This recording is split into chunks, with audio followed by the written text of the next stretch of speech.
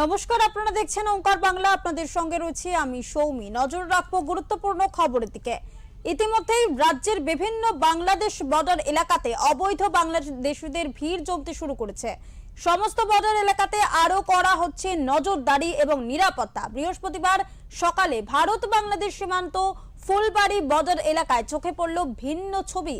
দেখা গেল কড়া নিরাপত্তায় শুনশান ফুলবাড়ি বর্ডার।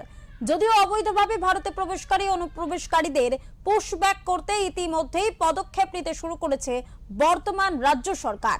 শিলিগুড়ির মাটিগড়া নকশালবাড়িতে বিধানসভাতে তৈরি করা হয়েছে হোল্ডিং সেন্টার।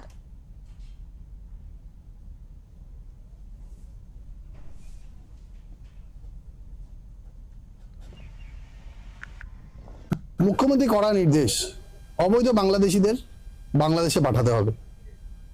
প্রশাসনকে নির্দেশ দেওয়া হয়েছে এমনই। পাশাপাশি এও জানিয়ে রাখি, যে সমস্ত অবৈধ বাংলাদেশিরা ভারতে রয়েছে বা পশ্চিমবঙ্গে রয়েছে, সেই সমস্ত বাংলাদেশিদের বাংলাদেশে পাঠানোর জন্য ইতিমধ্যেই কিন্তু বিভিন্ন রাজ্য সরকারের পক্ষ থেকে বিভিন্ন উদ্যোগ নেওয়া হয়েছে।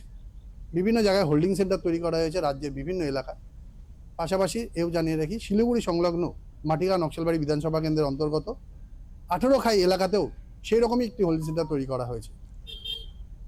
মুখ্যমন্ত্রী এমনটা নির্দেশ দিয়েছে, পুলিশ যাদের ধরবে অবৈধ বাংলাদেশিদের, তাদেরকে আটক করে সোজাসুজি বিএসএফের হাতে তুলে দেওয়া হবে। সেইভাবেই কিন্তু প্রস্তুত হচ্ছে রাজ্য প্রশাসন। ক্যামেরা স্বপন সাহার সাথে অরূপ পোদ্দার, ওঙ্কার বাংলা।